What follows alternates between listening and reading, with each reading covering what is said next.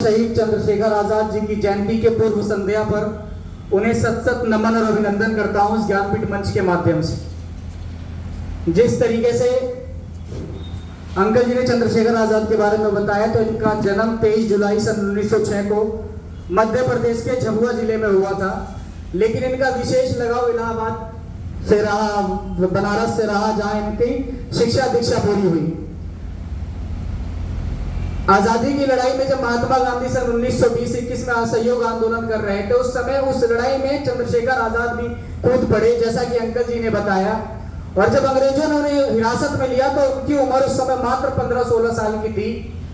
उस समय जब जज ने उनसे पूछा कि तुम्हारा नाम क्या है, उन्होंने बताया मेरा नाम आजाद है। तुम्हारे पिता का नाम क्या है, उन्होंने बताया मेरे पिता का नाम स्वतंत्र है। और तुम्हारा घर कहाँ है, तो चंद्रशेखर आजाद ने बताया कि मेरा घर जेल है।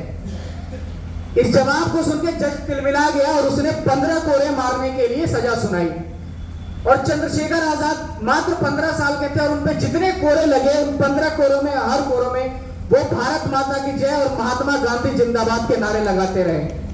और आज लोग महात्मा गांधी का नाम चंद्रशेखर आजाद और भगत सिंह का नाम लेके बांटने का काम करते हैं। कहते हैं जबकि चंद्रशेखर आजाद हो, भगत सिंह हो या महात्मा गांधी हो, इन लोगों का लक्ष्य यही था कि भारत को किसी तरीके से आजाद कराना।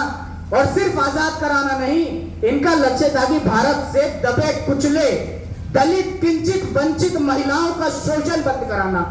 जो कि सिर्फ शोषण अंग्रेज नहीं करते थे, जो कि शोषण भारतीय भी करने का काम करते थे, जो अपने धन बल जाति और धर्म के नाम पे आगे थे। तो भगत सिंह, चंद्रशेखर आजाद और महात्मा गांधी की लड़ाई इन चीजों से थी। इनके रास्ते अलग थे। ये लोग गरम दल के थे। इन लोगों को लगता था कि हिंसा करके जल्दी जो हमारी आजादी है वो हासिल हो जाएगी। और महात्मा गांधी को अलग लगता था। उन्हें लगता था कि अगर आजादी किसी तरीके से मिलेगी तो हिंसा के तरीके से मिलेगी। वो अहिंसा में विश्वास करते थे। दोनों अपने अपने जगह सही थे। मुझे लगता है जितना बड़ा योगदान महात्मा गांधी का देश की आजादी में रहा है, उतना ही बड़ा योगदान हमारे इन क्रांतिकारियों साथियों का रहा है। क्योंकि अंग्रेजों के ताबूत में आखिरी कील ठोकने का काम ये चंद्रशेखर आजाद, भगत सिंह, अशफाकुल्लाह खान और राम प्रसाद बिस्मिल ने किया। बाबूजी ने मुझे किताब दी थी जिसका नाम था सिंघावलोकन। वो किताब यशपाल जी ने लिखी थी, जो आजादी के लड़ाई के हीरो रहे थे अपने समय पे। वो चंद्रशेखर आजाद, भगत सिंह के और बघुरा जी के क्रांतिकारी साथी थे। उस किताब में मैंने एक चीज पढ़ी थी, आज अगर हमारी लड़ाई किसी से है इस देश में भी, तो देश को बांटने वाले, जिस तरीके से अंकल जी ने बताया कि उस समय हमारे देश का विभाजन हुआ जिसमें कुछ कांग्रेस के भी नेता थे, तो मैं इस मंच के माध्यम से बताना चाहता हूं कि देश बांटने वाले सिर्फ 2 दल के लोग थे, 2 विचारधारा के लोग थे, हिंदू महासभा और मुस्लिम लीग। इन लोगों को देश चाहिए था, धर्म के नाम पे इन लोगों ने बांटने का काम किया। महात्मा गांधी हो या क्रांतिकारी दल के लोगों, इन्होंने हमेशा सोचा कि देश जोड़ के रखे। इन्होंने कभी धर्म के नाम पे विभाजन नहीं चाहा, लेकिन देश का दुर्भाग्य है कि धर्म के नाम पे विभाजन हुआ। उस सिंघावलोकन किताब में जब आजाद जी सिंह यशपाल को भेजते हैं कि जो आरएसएस के लोग हैं, जो उनके संस्थापक हैं, उनके पास भेजते हैं कि जाओ, आजादी में पैसा बहुत लगता था हथियार खरीदने के लिए। उस समय जो हमारे क्रांतिकारी थे, इन्हें लूटना पड़ता था लोगों को। आजादी की लड़ाई होती थी, लेकिन इन्हें जो अमीर बाहुबल लोग थे उन्हें लूटने का काम करते थे ताकि उससे हथियार आए और अंग्रेजों से लड़ा जाए। तो उस समय जब आजाद जी ने उनके पास भेजा तो उस आरएसएस के व्यक्ति ने यह कहा कि मैं तुम्हें 50,000 रुपए दूंगा, लेकिन मेरी एक शर्त है कि तुम जिन्ना की हत्या कर दो। यह सिंघावलोकन किताब में लिखी है। हम इसलिए इन लोगों से लगातार वैचारिक लड़ाई लड़ते आ रहे हैं। इन लोगों ने उस समय भी बांटने का काम किया था और आज 2024 में हम जी रहे हैं, आज भी बांटने का काम कर रहे हैं। लेकिन दिक्कत यह है कि हम सच्चाई नहीं समझ पाते। हम लगातार इन लोगों को पढ़ते हैं। इस ज्ञानपीठ केंद्र में हमेशा किसी क्रांतिकारी की जयंती मनाई जाती है, किसी क्रांतिकारी की पुण्यतिथि मनाई जाती है। लक्ष्य सिर्फ यह होता है कि इनके विचारों को पढ़े, इनके विचारों पे चले और इनके विचारों को आगे बढ़ाने का काम करें। जो नफरत की राजनीति उस समय होती थी, वो नफरत की राजनीति आज भी होती है।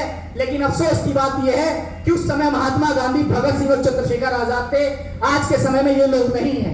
आज के समय में हम लोग अपने मतलब से काम रखते हैं, जो कि गलत है। लगातार देखिए कि आए दिन ये सरकार धर्म के नाम पे, जाति के नाम पे नई नई योजना लेके आने का काम करती है, बांटने का काम करती है, जिसका देश में लगातार विरोध होता रहता है। तो इस मंच के माध्यम से आज चंद्रशेखर आजाद जी की जयंती के पूर्व संध्या पे मेरा सभी से यही निवेदन है कि ऐसी ताकतों से हमें लड़ना होगा, ऐसी नकारात्मक शक्तियों से लड़ना होगा जो देश की तरक्की में बाधा बने, जो देश से स्वतंत्रता, बंधुता, भाईचारा, न्याय, धर्म के नाम पे, जाति के नाम पे छीनने का काम करें। जब तक अगर हम इसे नहीं कर पाते तो जयंती और पुण्यतिथि मना के हम कभी सफल नहीं हो सकते। इनके विचारों को पढ़ें, उस विचारों पे आगे चले और लोगों की मदद करने का काम करें। उस समय हम आजाद नहीं थे, उस समय इन्होंने, हम गुलाम थे, उस समय इन्होंने हथियार उठाने का चुना, लेकिन आज हमारा देश डेमोक्रेसी है, आज हम आजाद भारत में रह रहे। आज हमारा जो लड़ने का हथियार है वो बंदूक, तलवार नहीं हो सकती। आज हम विचारों पर लड़ सकते हैं। और भगत सिंह ने भी कहा है कि विचारों की शान से ही क्रांति आती है। तो आज भी क्रांति की जरूरत है। 2024 चल रहा है लेकिन परिस्थिति नहीं बदली। आज भी लोगों को धर्म और जाति के नाम पे इसी तरीके से बांटा जा रहा है, महिलाओं को इसी तरीके से शोषण हो रहा है। तो इन लोगों को पढ़ने के बाद हमें समाज से तमाम बुराइयों को खत्म करने के लिए लड़ाई लड़नी चाहिए। और मैं अपनी बात खत्म करने से पहले एक बात कहना चाहूंगा 4 लाइन की, कि मंदिर में दाना चुगकर चिड़िया मस्जिद का पानी पीती है। मंदिर में दाना चुगकर चिड़िया मस्जिद का पानी पीती है। मैंने सुना है राधा की चुनरी कोई सलमा बेगम सीती है। एक रफी था दुनिया में जो रघुपति राघव गाता था। एक प्रेमचंद था जो बच्चों को ईदगाह सुनाता था कि ये देश मोहम्मद रफी और प्रेमचंद का है, ये देश अशफाकुल्लाह राम प्रसाद बिस्मिल का है। हमें इसी तरीके से इस देश में न्याय, भाईचारा, प्रेम, अमन को बरकरार रखना है। जय हिंद, जय भारत।